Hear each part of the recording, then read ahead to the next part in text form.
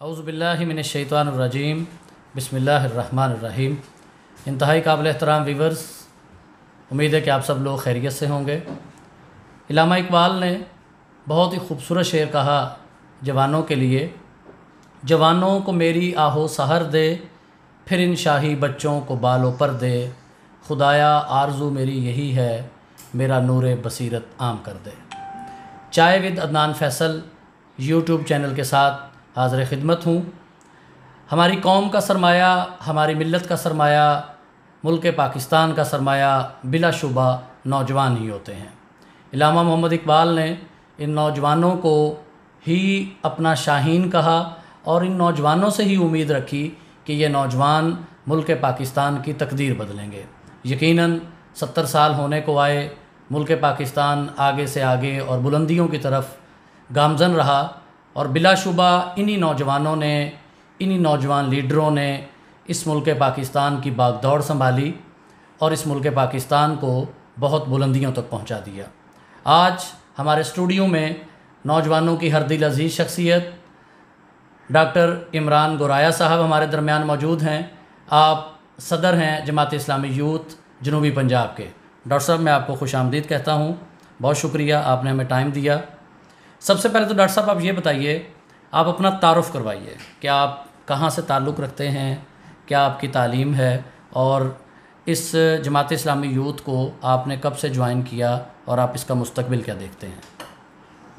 मैं डॉक्टर मोहम्मद इमरान गोराया, हासिलपुर से मेरा रहायशी ताल्लुक़ है।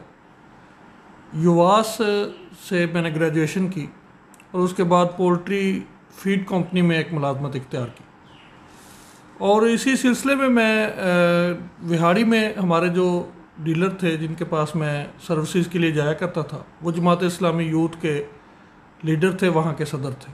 मैंने उनकी एक्टिविटीज़ को देखा, उनके कामों को देखा और जो अवाम की खिदमत के लिए वो पेश थे, जुल्म के ख़िलाफ़ खड़े थे, अलखिदमत का जो काम था, ब्लड डोनेशन थी और रफाई, और नौजवानों को ख़ास तौर पे मनफी सरगर्मियों से निकाल कर मुस्बत एक्टिविटीज़ जो वो दिया करते थे, तो मैं उन एक्टिविटीज़ में एंगेज होता गया और फिर आहिस्ता आहिस्ता मैं जमात इस्लामी में शामिल हो गया। डॉक्टर साहब, आप साउथ पंजाब के ज़िम्मेदारी है आपकी, सदर हैं आप इसके, आप क्या पोटेंशियल देखते हैं साउथ पंजाब के नौजवानों के अंदर? जी देखें, अफराद के हाथों में है अक़वाम की तकदीर और हर फर्द है मिल्लत के मुकद्दर का सितारा, इकबाल ने क्या खूब कहा। और मैं तो देखता हूँ कि हमारा नौजवान जो है वो बड़ा हुनरमंद है, बड़े स्किल्स हैं, चाहे कोई मोची का काम करता है, चाहे कोई ज़िम्मेदारा करता है, चाहे कोई किसान है, चाहे किसी की दुकान है, कोई मोबाइल बेचता है, चाहे वो PhD किसी ने की हुई है, कोई प्रोफेसर है, कोई डॉक्टर है, कोई इंजीनियर है, लेकिन हर सतह पर नौजवान में पोटेंशल है और नौजवान कुछ भी जो उसको टारगेट दिया जाता है वो कर गुजरता है। लेकिन इसी नौजवान को जो बुरे लोग हैं, जो सरमायादार लोग हैं और जो क्रिमिनल लोग हैं, उन्होंने भी इसी नौजवान को टारगेट किया है। अदनान भाई, उन्होंने बिल्कुल पूरी प्लानिंग के तहत इस नौजवान के गिर्द शिकंजा जो है वो कसा है और उसको जुए की अड्डों पे खींच खींच के नौजवानों को लाया जा रहा है। फाशी और उरियानी का एक सैलाब है, उसके अलावा आप कहें कि मंशियात की बहुत बड़ी जो लानत है उसका शिकार होते जा रहे हैं नौजवान। तो इस नौजवान पाकिस्तान के नौजवान को टारगेट किया गया है। हम ये समझते हैं कि इस नौजवान के ऊपर काम करने की ज़रूरत है और ये जो मनफी सरगर्मी में इसको इंगेज किया जा रहा है उससे निकाल कर हमें इस नौजवान को इस्तेमाल करने की ज़रूरत है ताकि हम पाकिस्तान को किसी बड़े पैमाने पर कोई काम कर सकें और पाकिस्तान को आगे लेकर चल सकें। बहुत मेहरबानी। डॉक्टर साहब, ये जमात इस्लामी के नौजवानों का विंग है। जमात इस्लामी ने इससे पहले पासबान, फिर शबाब मिली और अब सराजुल हक साहब ने JI यूथ के नाम से आप लोगों को मुनज़्ज़म किया।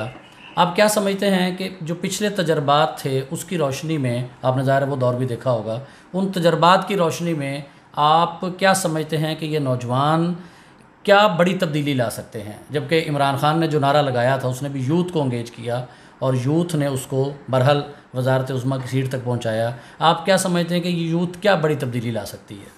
देखें अदनान भाई, पासबान जो थी और शबाब मिली जो थी वो हमारा ही यूथ विंग था और उसने बिलाशुबा बड़ा काम किया है। मैं ये ज़ाती तौर पर समझता हूँ कि पासबान ने भी बहुत काम किया और शबाब मिली ने भी बहुत काम किया। GI यूथ जो हमने या जमात इस्लामी यूथ जो हमने बनाई या इसका नाम तब्दील किया, तो उसका मकसद ये था कि हम डायरेक्ट जमात इस्लामी के नाम से इसको मंसूब कर दें और जहाँ भी एक फ़र्स्ट इम्प्रेशन जाए तो वो जमात इस्लामी के प्लेटफॉर्म के तहत इसका ये वाहद मकसद था। पॉलिटिकली GI यूथ या शबाब मिली जो थी उसको हम जमात इस्लामी के नाम से आगे लेकर आना चाह रहे थे और इसी वजह से हमने इसको जमात इस्लामी यूथ बनाया। अब हर किसी को क्लियर है कि ये जो लोग जमात इस्लामी में आना चाह रहे हैं, यूथ जो नौजवान हमारे साथ अटैच होना चाह रहा है, उसको बिल्कुल क्लियर है कि हम जमात इस्लामी के यूथ विंग में जा रहे हैं और वाहद ये मकसद था। इसे हमें खातर खा बेहतरी नज़र आई है पूरे काम में। ठीक है, आपने भावलपुर और हासलपुर के अंदर रहते हुए डॉक्टर सैयद वसीम अख्तर साहब के साथ भी काम किया, जो भावलपुर से MPA थे और बहुत नेक शोहरत थी उनकी, अल्लाह ताला उनके दर्जात बुलंद करे। आपने काजी हुसैन अहमद साहब के साथ भी यकीनन कुछ वक्त गुजारा होगा और अभी जमात इस्लामी के अमीर सैयद मुनव्वर हसन साहब की रहलत हुई है। आप इन तीनों बुज़ुर्गों को, अपने तीनों कायदीन को किस नज़र से देखते हैं और उनसे आपने क्या सीखा? देखें, हर लीडर की अपनी खसूसियात हैं और वैसे तो सारे ही लाजवाब और बेमिसाल लोग, ऐसे लोग तो दुनिया में इस वक्त मिलना जो है ना वो महाल है। कोई कहीं हमें दूसरी तरफ कहीं और किसी जगह पे ऐसे लोग जो इतना कुर्बानी और इतना जज्बा रखते हों वो नज़र नहीं आते। लेकिन कुछ पहलू होते हैं जो हर शख्सियत का खासा होते हैं। डॉक्टर सैयद वसीम अख्तर साहब के साथ हमने बहुत वक्त गुजारा और मैं जो समझता हूँ कि जो हमारे लिए रहनुमाई भी है और हमें करना भी यही काम चाहिए कि डॉक्टर साहब को आपने रात के 1 बजे भी फ़ोन किया है तो डॉक्टर साहब ने फ़ोन अटेंड किया। आपने कहा जी मेरी वालदा, किसी बंदे ने इस वक्त विक्टोरिया अस्पताल में एमरजेंसी में या किसी वार्ड में सीरियस हैं, डॉक्टर तावन नहीं कर रहे, मैं बड़ा परेशान हूँ, तो उन्होंने उस डॉक्टर को फ़ोन किया और उसका मसला जो है ना वो हल किया। इस तरह जो लोग आते थे काम काज के लिए, वो मोटरसाइकिल पे आए तो डॉक्टर साहब उनके साथ मोटरसाइकिल पर बैठे और किसी दफ्तर में चल दिए। तो जो खिदमत की आला मिसाल डॉक्टर सैयद वसीम अख्तर साहब ने कायम की है, उसकी वजह से भी हम लोग जमात इस्लामी का हिस्सा हैं और हम उनको अपना आइडियल इस दौर में अपना हीरो मानते हैं और दुआ करते हैं कि अल्लाह उन्हें करवट करवट जन्नत नसीब करे और हमें उनके इस मिशन को जारी रखने की तौफीक दे। सैयद मुनव्वर हसन साहब की हालिया दिनों में रहलत हो गई, हम एक और अजीम लीडर से महरूम हो गए। सैयद साहब भी जुर्रत और बहादुरी का एक पैकर थे। उनको सुन के, उनको देख के हमें एक जो जज्बा मिलता है, जो हौसला मिलता है कि आपने किस तरह हक बात करनी है और फिर उसके ऊपर डट जाना है। तो हक बात पे कटती है तो कट जाए ज़ुबान मेरी। तो ये सैयद साहब इसका जो अमली नमूना थे और उन्होंने अपनी सारी ज़िंदगी हक बात की और इस निज़ाम के लिए जो है ना अपनी तन मन धन से मेहनत की। अल्लाह ताला उनकी इस मेहनत को कबूल फरमाए, उन्हें भी अल्लाह ताला जन्नत में आला मकाम अता फरमाए और हमें उनको भी फॉलो करने की ज़रूरत है। और उनके इस दौर में जो जहाँ इतनी मुश्किलात है तो उनका जो मजबूत अकीदा था और जितने जुर्रत के साथ वो खड़े होते थे, ये भी हमारे लिए रहनुमाई है। काजी हुसैन अहमद साहब के साथ मैं बिल्कुल उसके बाद में जमात इस्लामी में शामिल हुआ। उस वक्त मैं जमात इस्लामी के साथ अटैच नहीं था और लेकिन एक तारीख़ जो पढ़ी है, सुना है कि एक नारा बड़ा मशहूर था कि ज़ालिमों काजी आ रहा है। तो अब हम ये कहते हैं कि ज़ालिमों काजी के बेटे आ रहे हैं इंशाल्लाह। अच्छा डॉक्टर साहब, आपने 3 बुज़ुर्गों का नाम लिया, मैं इसी तरह आपकी मैंने पिछले दिनों कोई तस्वीरें देखी सिराजुल हक साहब के साथ, जो इस वक्त जमात इस्लामी पाकिस्तान के अमीर हैं, उनके बारे में आप कुछ कहना चाहेंगे? देखिए, सिराजुल हक साहब एक प्रैक्टिकल पॉलिटिशियन है। मैं उनको इस हिसाब से देखता हूँ कि वो एक बिल्कुल मंजे हुए सियासी वर्कर हैं। उन्होंने सबसे पहले वो इस्लामी जमीयत तलबा के नाज़िम आला रहे, उन्होंने पूरे पाकिस्तान के नौजवानों की क़यादत की, लेकिन उससे बढ़कर वो इस दौर में भी अपने हलके से जमात इस्लामी से मुंतखब हुए, वज़ीर बने और फिर वज़ीर के तौर पर उन्होंने ऐसी कारकर्दगी और इतने कम अखराजात और दौरे और सारे फिर बहुत ज़बरदस्त बजट जो पेश करते रहे इतने साल, और उसके ऊपर फेडरल गवर्नमेंट की तरफ से भी, IMF की तरफ से भी उन्हें अवार्ड भी मिलते रहे। तो उन्होंने एक बिल्कुल प्रैक्टिकल पॉलिटिशियन के हिसाब से अपना लोहा मनवाया है और एक आम आदमी है जो असम्बलियों तक पहुँच गया है, सेनेट तक पहुँच गया है। और इस हवाले से जमात इस्लामी का जो जमहूरी प्रोसेस है जमात इस्लामी के अंदर, उसकी भी उन्होंने वाज़ेह मिसाल पेश की है। तो सिराज साहब एक बहुत बड़े लीडर हैं और उन्होंने यूथ को इस हिसाब से टारगेट किया है इमरान खान की आपने बात की, उन्होंने भी यूथ को एक झांसा देकर मैं कहूँगा कि वो हुकूमत में आ गए, लेकिन वो कहते हैं कि परफॉर्मेंस जो है ना वो बच्चों का खेल नहीं है, वो नारों और इन चीज़ों से परफॉर्मेंस नहीं आती। कैपेबिलिटी भी बड़ी ज़रूरी है, आपके अंदर कैपेसिटी भी बड़ी ज़रूरी है, और वो कैपेसिटी इस हुकूमत में नहीं है। सिराज साहब का भी यही विजन है कि JI यूथ के तहत नौजवानों को आगे लाया जाए, और नौजवान के ऊपर सिराजुल हक साहब का इतना फोकस है कि उन्होंने मरकज़ी यूथ बोर्ड का क़याम किया, उसके बाद वो सारी पॉलिसीज़ बनाई, और अब हमने यूनिट सादी मुहिम लॉन्च कर दी है कि अहदेदार बने और इंशाल्लाह पाकिस्तान की किस्मत को बदलें। सिराज साहब इंतहाई प्रैक्टिकल हैं, और वो प्रैक्टिकल किस्म की पॉलिसीज़ बनाई हैं। इंशाल्लाह तो कुछ अरसे बाद इसके असरात आना शुरू हो जाएंगे, और इंशाल्लाह पाकिस्तान की तकदीर ज़रूर बदलेगी इंशाल्लाह। सुप्रीम कोर्ट ने जैसे कि सिराजुल हक साहब के बारे में कहा कि अगर 62 और 63 लग जाए दफ़ा जो है, तो पार्लियामेंट के अंदर एक ही शख्स होगा और वो सिराजुल हक होगा। बहरहाल जी, डॉक्टर साहब आपके हवाले से कुछ चीज़ें बड़ी फेमस है, जो कि आपका ताल्लुक़ ज़िला बहावलपुर से है। आपके बारे में आपके दोस्त बहुत कहते हैं कि डॉक्टर इमरान गुराया साहब, और मैं भी आपको अक्सर देखता हूँ हॉस्पिटल्स के अंदर, दोस्तों के साथ मुख्तलिफ सरकारी दफातर के अंदर। तो ये आपकी क्या पॉलिसी है कि आप हर वक्त जो इतना मुतहर्रक रहते हैं, क्या चीज़ है जो आपको मुतहर्रक रखती है? देखें, एक तो बात है, जमात इस्लामी सिर्फ सियासी जमात नहीं है, एक मजहबी सियासी जमात है जो खिदमत खलक पर यकीन रखती है। हमारे जितने लीडर्स हैं, आपने डॉक्टर वसीम अख्तर साहब का तज़किरा किया, आप हाफ़िज़ नईमुर्रहमान साहब को देखते हैं कराची से, इस तरह आप KPK में हमारे जितने भी लीडर्स हैं, इनायतुल्लाह खान साहब हैं, बहुत सारे दूसरे लोग हैं, उन सबको आप देखते हैं। मैंने तो जिसको भी देखा है वो खिदमत करता हुआ ही पाया। सिराजुल हक साहब भी बेशुमार वाक़यात ऐसे हुए कि मोटरवे पे जा रहे हैं, एक्सीडेंट हो गया, उन्होंने खुद गाड़ी को धक्का लगाया, साइड पे किया, ज़ख्मी को निकाला, एम्बुलेंस आई, उसमें मुंतकिल किया, और फिर वो वहाँ से रवाना हुए, उतनी देर तक वहाँ से नहीं निकले। मैंने तो जमात इस्लामी ज्वाइन की जब मैं 25-26 साल का हो गया था, लेकिन मैंने अपने लीडर्स को यही काम करते पाया है, और मैं समझता हूँ कि कोई MP होना, कोई MNA होना, कोई वज़ीर होना या चेयरमैन होना उतनी बड़ी बात नहीं है। अगर हम ये सारा कुछ बन कर भी आम आदमी का भला ना कर सके और इस निज़ाम को तब्दील ना कर सके, तो शायद हम नाकाम ही ठहरेंगे। और अगर हम ये काम कर लें, और ज़िंदगी 4 दिन की है, अगर उसके बाद अल्लाह ताला क़यामत वाले दिन ये चीज़ें हमारे काम आएँ और लोग ये गवाही दें कि ये बंदा इस खिदमत के लिए, डॉक्टर वसीम साहब का जनाजा आपने देखा, सैयद साहब का जनाजा देखा, मैं भी यही कहता हूँ कि हमारे जनाजे इंशाल्लाह फ़ैसले करेंगे इंशाल्लाह ताला। JI यूथ का इस वक्त आप लोग किस एक्टिविटी के अंदर एंगेज हैं, और आपका आइंदा का लाहे अमल क्या है? देखिए, हम ये चाहते हैं, बड़ा विजन क्लियर है, बड़ा क्लियर मैसेज है कि हम ये चाहते हैं अदनान भाई कि पाकिस्तान का हर वो नौजवान जो घर बैठा ये सोचता है कि पाकिस्तान को बदलना चाहिए, मैं ये कहता हूँ कि इन जगीरदारों और वडेरों सरमायादारों ने एक ऐसा निज़ाम रचाया है कि जिसमें उन्होंने हमारे दिमाग को कंट्रोल करके और नौजवान को बाइंड करके उसको एक उलझा के रखा हुआ है। मैं ये कहता हूँ कि हर वो नौजवान जो इस तड़प में है कि आखिर पाकिस्तान 70 साल से बदल क्यों नहीं रहा, आम आदमी की सुनी क्यों नहीं जा रही, मोहल्लों और गलियों का निज़ाम काम कार के लिए इन MNAs और MPs के डेरों के बाहर लोग अपने ट्रांसफ़र के लिए, अपने हॉस्पिटल में कोई मरीज़ परेशान है उसके लिए 3-3 घंटे इनके घरों के बाहर खड़े होकर तपती धूप में इंतज़ार करते हैं कि दरवाज़ा खुलेगा, हमारी बात सुनी जाएगी, फिर वो आगे से झिड़क के भगा देते हैं। तो हम ये समझते हैं कि ये जो नौजवान तड़प रहा है, इसको हमें एंगेज करने की ज़रूरत है। इसके लिए हमने यूनिट साजी मुहिम का आगाज़ किया है। हम हर गांव, हर मोहल्ले, हर कॉलोनी, हर वार्ड, हर पोलिंग स्टेशन का नज़म बनाना चाहते हैं।